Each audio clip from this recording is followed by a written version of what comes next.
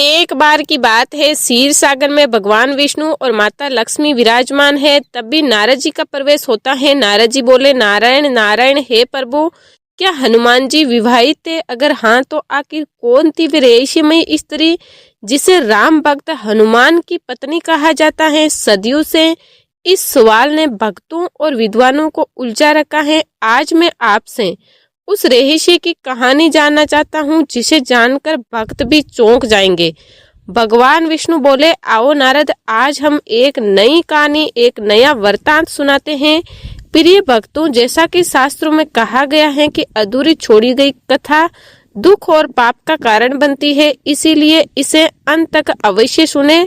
और अगर आप अपनी माँ से सच्चा प्रेम करते हैं तो इस वीडियो को लाइक करें, हमारे चैनल को सब्सक्राइब करें और कमेंट में जय श्री राम लिखकर अपना समर्थन दें। नारद जी ने पूछा, प्रभु, हनुमान जी तो बाल ब्रह्मचारी कहे जाते हैं, फिर ये विवाह का रहस्य क्या है? भगवान विष्णु ने कहा, नारद, प्राचीन भारतीय धर्म ग्रंथों और पौराणिक कथाओं में हनुमान जी को अक्सर बाल ब्रह्मचारी के रूप में वर्णित किया जाता है, परंतु कुछ अज्ञात और दुर्लभ ग्रंथों, विशेष रूप से पराशर संहिता में उनके विवाहित जीवन का उल्लेख मिलता है। ये एक ऐसा पहलू है जो जन सामान्य में बहुत कम लोगों को ज्ञात है। आज मैं तुम्हें हनुमान जी की पत्नी, उनके विवाह की परिस्थितियों और इससे जुड़े रहस्यों के बारे में विस्तार से बताऊंगा। नारद जी ने पूछा, क्या इसका कोई प्रमाण भी है प्रभु? भगवान विष्णु ने बताया, हाँ नारद, वर्तमान में तेलंगाना के खम्मके जिले में एक मंदिर है जहां हनुमान जी अपनी पत्नी सूर्वचला के साथ विराजमान है। ये भारत का एकमात्र ऐसा मंदिर है जहां हनुमान जी की पत्नी के साथ पूजा होती है। ये मंदिर की उपस्थिति हनुमान जी के विवाहित होने के दावे को मजबूत करती है। आइए इस अनोखी और अद्भुत कहानी को विस्तार से जानें। भगवान विष्णु कथा प्रारंभ होती है हिमालय पर्वत के उत्तरी क्षेत्र में, जहां वानर जाति का एक शक्तिशाली राज्य था। इस राज्य के राजा कुंजर थे, जिनकी पत्नी रानी अदिति थी।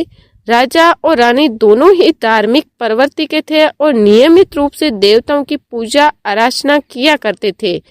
एक बार रानी अदिति गर्भवती हुई। प्रसव के समय राजमहल में एक दिव्य प्रकाश फैल गया और स्वर्ग से पुष्पों की वर्षा होने लगी। एक सुंदर कन्या का जन्म हुआ जिसका नाम अंजना था। अंजना के जन्म के समय ही आकाशवाणी हुई कि ये कन्या किसी महान आत्मा की माता बनेगी जो त्रिलोक में अपनी शक्ति और भक्ति के लिए प्रसिद्ध होगा। अंजना बड़ी होकर अत्यंत सुंदर और गुणवान बनी। वे नियमित रूप से महादेव शिव की आराधना करती थी और कठोर तप भी करती थी। उसके इस समर्पण से प्रसन्न होकर भगवान शिव ने उसे वरदान दिया कि उसका विवाह एक ऐसे वीर से होगा जो अपने समय का सर्वश्रेष्ठ योद्धा होगा। अंजना के जीवन काल में उसका विवाह किकिंस्ता राज्य के प्रसिद्ध योद्धा केसरी से हुआ। केसरी अपनी शक्ति और पराक्रम के लिए प्रसिद्ध थे। वे वानर जाति के सबसे प्रतिष्ठित योद्धाओं में से एक थे और सुग्रीव तथा बाली के राज दरबार में विशेष स्थान रखते थे। अंजना और केसरी का दाम्पत्य जीवन सुखमय था, परंतु बहुत लंबे समय बीत जाने के बाद भी उन्हें संतान सुख प्राप्त नहीं हुआ। नारद जी ने पूछा, फिर उन्होंने क्या किया प्रभु? भगवान विष्णु ने बताया, दोनों ने संतान प्राप्ति के लिए कठोर तप और विभिन्न देवताओं की आराधना प्रारंभ की। एक दिन अंजना पर्वत की चोटी पर ध्यान मगन थी।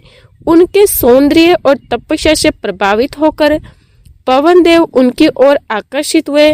पवन देव ने एक दिव्य रूप धारण किया और अंजना के पास आए। अंजना की तपस्या और शुद्ध भक्ति से प्रसन्न होकर पवन देव ने उन्हें वरदान दिया कि वे एक पुत्र प्राप्त करेगी जो देवताओं के समान शक्तिशाली और पराक्रमी होगा। पवन देव के आशीर्वाद से अंजना गर्भवती हुई। जब यह समाचार केसरी को मिला तो प्रारंभ में वे चिंतित हुए, क्योंकि उन्होंने अंजना को गर्भवती होने का कारण नहीं जाना था। परंतु जब अंजना ने उन्हें पवन देव के आशीर्वाद की कथा सुनाई तो केसरी को संतुष्टि हुई और वे प्रसन्न हो गए कि उनके वंश में एक महान पुत्र का जन्म होगा। नारद जी ने पूछा, हनुमान जी के जन्म और उनकी शक्तियों के बारे में भी बताइए। भगवान विष्णु ने बताया, अंजना से जन्मे पुत्र का नाम आंजनेय रखा गया, जिन्हें बाद में हनुमान के नाम से जाना गया। बचपन से ही हनुमान असाधारण शक्ति और बुद्धि के धनी थे। एक बार बचपन में उन्होंने सूर्य को एक लाल फल समझकर उसे पकड़ने के लिए आकाश की ओर उड़ान भरी। ये घटना देवताओं को चिंतित कर गई और इंद्र ने अपनी वरस से हनुमान पर प्रहार किया, जिससे उनका जबड़ा हनु टूट गया। इसी कारण से उन्हें हनुमान नाम से जाना जाने लगा। पवन देव इस घटना से क्रोधित होकर वायु के प्रवाह को रोक दिए, जिससे सभी प्राणी सांस लेने में कष्ट अनुभव करने लगे। देवताओं ने ब्रह्मा, विष्णु और महेश से प्रार्थना की, जिसके परिणाम स्वरूप सभी देवताओं ने मिलकर हनुमान को विभिन्न वरदान दिए, जिनमें अमरत्व, इच्छा अनुसार रूप धारण करने की शक्ति और अन्य अद्भुत शक्तियां शामिल थी। युवा अवस्था में पहुंचने पर हनुमान ने अपना अधिकांश समय तपस्या और ध्यान में व्यतीत किया। वे वेदों और शास्त्रों के अध्ययन में निपुण हो गए और अपनी शक्तियों का विकास करने के लिए नियमित रूप से कठोर तप करते थे। नारद जी ने पूछा, फिर हनुमान जी ने सूर्य देव को गुरु क्यों बनाया? भगवान विष्णु ने बताया, हनुमान ने ब्रह्मचर्य का व्रत धारण किया और भगवान राम के भक्त बन गए। हनुमान की तपस्या और भक्ति से प्रभावित होकर विभिन्न देवता उन्हें और अधिक शक्तियां प्रदान करना चाहते थे, परंतु हनुमान ने सदैव विनम्रता से कहा कि भगवान राम की भक्ति ही उनके लिए सबसे बड़ा वरदान है। जब हनुमान युवा हुए तो उन्होंने विद्या प्राप्ति के लिए सूर्य देव को अपना गुरु बनाने का निश्चय किया। सूर्य देव सदैव गतिशील रहते हैं, इसीलिए हनुमान ने उनके साथ चलते चलते विद्या प्राप्त करने का निर्णय लिया। हनुमान ने अपना मुख पूर्व दिशा की ओर करके और सूर्य की ओर मुंह करके चलते चलते विद्या का अध्ययन किया। सूर्य देव के पास 9 प्रकार की विद्याएं थी: व्याकरण, ज्योतिष, ध्यान योग, नीति शास्त्र, तर्क शास्त्र, योग शास्त्र, आध्यात्मिक शास्त्र, वेदांत और काम शास्त्र। हनुमान ने 8 विद्याओं का अध्ययन कर लिया, परंतु काम शास्त्र, विवाह से संबंधित ज्ञान का अध्ययन नहीं किया, क्योंकि वे ब्रह्मचारी थे। नारद जी ने पूछा, तो फिर ये शिक्षा कैसे पूरी हुई? भगवान विष्णु ने बताया, सूर्य देव ने हनुमान से कहा कि नवी विद्या काम शास्त्र को प्राप्त करने के लिए उन्हें विवाहित होना आवश्यक है। हनुमान ने अपने ब्रह्मचार्य का हवाला देते हुए इसे अस्वीकार कर दिया। सूर्य देव ने तब एक रहस्य बताया कि कुछ विशेष विद्याएं ऐसी हैं जिन्हें केवल विवाहित व्यक्ति ही प्राप्त कर सकते हैं। सूर्य देव ने हनुमान को एक समाधान सुझाया। उन्होंने कहा कि वे अपनी तपस्या की शक्ति से एक कन्या का निर्माण करेंगे, जिसका विवाह हनुमान से हो सकता है। ये कन्या केवल औपचारिक रूप से हनुमान की पत्नी होगी और विवाह के बाद वे दोनों अपने अपने मार्गों पर चल सकते हैं। हनुमान अपनी भक्ति और तपस्या में और वे कन्या अपनी तपस्या में। इस प्रकार सूर्यदेव ने अपनी दिव्य शक्तियों से एक सुंदर कन्या का निर्माण किया, जिसका नाम सुवर्चला रखा गया। सुवर्चला का अर्थ है सुंदर, तेज वाली। वो अत्यंत तेजस्वी, सुंदर और गुणवान थी। सूर्यदेव ने हनुमान और सुवर्चला का विवाह एक सरल समारोह में संपन्न कराया। विवाह के दौरान ये स्पष्ट समझौता था कि ये केवल औपचारिक विवाह है, जिसका उद्देश्य हनुमान को काम शास्त्र की विद्या प्राप्त करने में सहायता करना है। विवाह के बाद सुवर्चला अपनी तपस्या में लीन हो गई और हनुमान अपने ब्रह्मचर्य व्रत पर अडिग रहे। विवाह के बाद हनुमान ने सूर्यदेव से काम शास्त्र सहित सभी 9 विद्याओं का ज्ञान प्राप्त कर लिया। इस प्रकार पराशर संहिता के अनुसार हनुमान विवाहित होते हुए भी ब्रह्मचारी रहे। नारद जी ने पूछा, प्रभु क्या उनके और भी विवाह हुए थे? भगवान विष्णु ने बताया, हाँ नारद, कुछ अन्य पौराणिक कथाओं के अनुसार हनुमान का एक और विवाह वरुण देव की पुत्री अनंग कुसुमा से हुआ था। ये कथा इस प्रकार है, रावण और वरुण देव के बीच एक युद्ध छिड़ गया था। वरुण देव की स्थिति कमजोर हो रही थी। उन्होंने हनुमान से सहायता मांगी। हनुमान ने रावण के विरुद्ध वरुण देव का पक्ष लिया और उन्हें विजय दिलाई। इस सहायता से प्रसन्न होकर वरुण देव ने हनुमान को पुरस्कार स्वरूप अपनी पुत्री अनंगा कुसुमा का हाथ प्रदान किया। हनुमान ने ब्रह्मचारी होने का हवाला देकर इसे अस्वीकार करना चाहा, परंतु वरुण देव ने आग्रह किया कि ये केवल औपचारिक विवाह होगा और दोनों अपने अपने व्रतों पर अडिग रह सकते हैं। अतः हनुमान ने वरुण देव के आग्रह को स्वीकार किया और अनंग कुसुमा से विवाह कर लिया। विवाह के बाद अनंग कुसुमा भी तपस्या में लीन हो गई और हनुमान अपने ब्रह्मचर्य व्रत पर डट रहे। नारद जी ने पूछा, और तीसरा विवाह किसके साथ हुआ? भगवान विष्णु ने बताया, नारद, कुछ दुर्लभ ग्रंथों में हनुमान के तीसरे विवाह का भी उल्लेख मिलता है, जो रावण की पौत्री सत्यवती से हुआ था। ये कथा इस प्रकार है। जब हनुमान लंका में सीता माता की खोज कर रहे थे तो वे रावण के महल में भी गए। वहां उन्होंने रावण की एक पौत्री सत्यवती को देखा, जो अंजन सुंदर और धार्मिक प्रवृत्ति की थी। सत्यवती ने हनुमान की वीरता और भक्ति से प्रभावित होकर उन्हें सीता माता के बारे में महत्वपूर्ण जानकारी प्रदान की। बाद में जब राम ने लंका पर विजय प्राप्त की और रावण का वध किया तो सत्यवती अत्यंत दुखी हुई, परंतु उसने राम और हनुमान के प्रति कोई द्वेष नहीं रखा, क्योंकि वे जानती थी कि रावण अधर्म के मार्ग पर था। राम ने सत्यवती की इस निष्पक्ष और धार्मिक सोच से प्रसन्न होकर उसे आशीर्वाद दिया और हनुमान से उसका विवाह करने का प्रस्ताव रखा। हनुमान ने प्रारंभ में इसे अस्वीकार किया, परंतु राम के आदेश और सत्यवती की भक्ति से प्रभावित होकर अतः इसे स्वीकार कर लिया। इस प्रकार हनुमान का तीसरा विवाह सत्यवती से हुआ। ये भी एक औपचारिक विवाह था। इसके बाद दोनों अपने अपने व्रतों पर अडिग रहे। नारद जी ने पूछा, प्रभु, मकर ध्वज के बारे में वह रोचक कथा क्या है? भगवान विष्णु ने, नारद, हनुमान ब्रह्मचारी थे, फिर भी उनका एक पुत्र था जिसका नाम मकर ध्वज था। ये एक अत्यंत रोचक कथा है जो वाल्मीकि रामायण में वर्णित है। जब हनुमान ने लंका दहन किया तो उनके शरीर का पसीना निकला।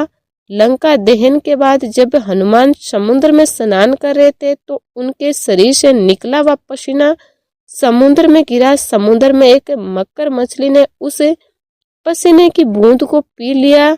उस पसीने में हनुमान जी के तेज का अंश था, जिसे मकर गर्भवती हो गई और उसे एक पुत्र उत्पन्न हुआ जिसका नाम मकर ध्वज रखा गया। मकर ध्वज हनुमान के समान ही शक्तिशाली और पराक्रमी था।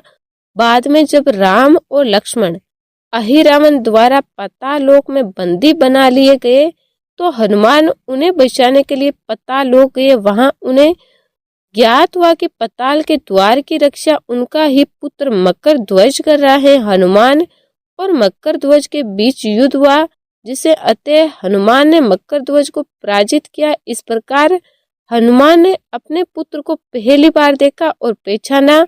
नारद जी ने पूछा, आज भी उनके मंदिर की क्या मान्यता है प्रभु? भगवान विष्णु ने बताया, नारद, आज भी तेलंगाना के खम्मे जिले के अल्दू गांव में श्री सुवर्चला सहित हनुमान मंदिर स्थित है, जहां हनुमान और उनकी पत्नी सुवर्चला की एक साथ पूजा होती है। ये भारत का एकमात्र ऐसा मंदिर है जहां हनुमान की पत्नी के साथ पूजा होती है। इस मंदिर से जुड़ी एक मान्यता है कि जो दंपति इस मंदिर में दर्शन करते हैं उनके वैवाहिक जीवन के संघर्ष और तनाव दूर हो जाते हैं। ये मंदिर हैदराबाद से लगभग 220 किलोमीटर की दूरी पर स्थित है और भक्तों के लिए एक महत्वपूर्ण तीर्थ स्थल है। नारद जी ने पूछा, परंतु प्रभु, अंत में एक प्रश्न है, उन्हें बाल ब्रह्मचारी क्यों माना जाता है? भगवान विष्णु ने बताया, नारद, इसका उत्तर यह है कि हनुमान के सभी विवाह केवल औपचारिक थे, जिनका उद्देश्य विशेष परिस्थितियों में विशेष कार्यों की पूर्ति करना था। हनुमान ने अपने जीवन में कभी भी वैवाहिक जीवन का पालन नहीं किया और सदैव अपने ब्रह्मचर्य व्रत पर अडिग रहे। उनकी पत्नियां सुवर्चला, अनंग कुसुमा और सत्यवती ने भी विवाह के बाद अपनी तपस्या में लीन हो गई और कभी भी पतिव्रता धर्म का पालन नहीं किया। इस प्रकार हनुमान वस्तुतः ब्रह्मचारी ही रहे, भले ही औपचारिक रूप से उनके 3 विवाह हुए। जहाँ तक मकर ध्वज का प्रश्न है, वह हनुमान के पसीने से उत्पन्न हुआ था, न कि सामान्य प्रजनन प्रक्रिया से। इसीलिए मकर ध्वज के पिता होने के बावजूद भी हनुमान का ब्रह्मचर्य अपूर्ण रहा। भगवान विष्णु बोले, नारद, सूर्वचला हनुमान की पहली पत्नी एक अत्यंत त्यागमय और तपस्वी स्त्री थी। वह जानती थी कि उनका विवाह केवल हनुमान को 9वीं विद्या प्राप्त करने में सहायता करने के लिए हुआ है। सूर्वचला सूर्यदेव की पुत्री होने के कारण स्वयं ही तेजस्वी और ज्ञानी थी। विवाह के बाद वे एक निर्जन स्थान पर चली गई और वहां घोर तपस्या में लीन हो गई। कहते हैं कि सूर्वचला की तपस्या इतनी कठोर थी कि देवताओं तक को आश्चर्य होता है। उनकी तपस्या का एकमात्र उद्देश्य मोक्ष की प्राप्ति था। हनुमान की दूसरी पत्नी अनंग कुसुमा भी एक असाधारण व्यक्तित्व की स्वभावमानी थी। विवाह के बाद उन्होंने पाताललोक में एक गुफा में प्रवेश किया और वहां घोर तपस्या प्रारंभ की। उनकी तपस्या से प्रसन्न होकर भगवान विष्णु उन्हें दर्शन दिए और मोक्ष प्रदान किया। हनुमान की तीसरी पत्नी सत्यवती भी राम के आदेश पर हनुमान से विवाह करने के बाद अयोध्या में निवास किया और भगवान राम तथा माता सीता की सेवा में अपना जीवन समर्पित कर दिया। राम के वनगमन के पश्चात सत्यवती ने हिमालय की ओर प्रस्थान किया और वहां कठोर तपस्या कर मोक्ष प्राप्त किया। नारद जी ने पूछा, मकर ध्वज का क्या हुआ प्रभु?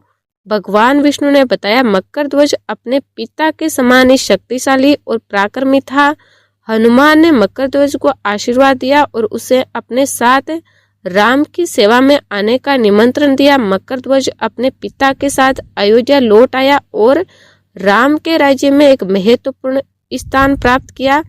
कालांतर में मकर ध्वज ने भी ब्रह्मचर्य व्रत का धारण किया और भगवान राम की भक्ति में अपना जीवन समर्पित कर दिया।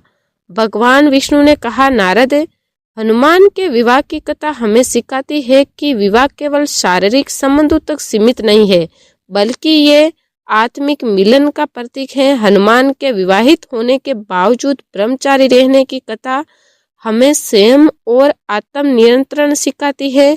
ये कथा दर्शाती है कि वैवाहिक जीवन और आध्यात्मिक साधना एक दूसरे के विरोधी नहीं बल्कि पूरक हो सकते हैं।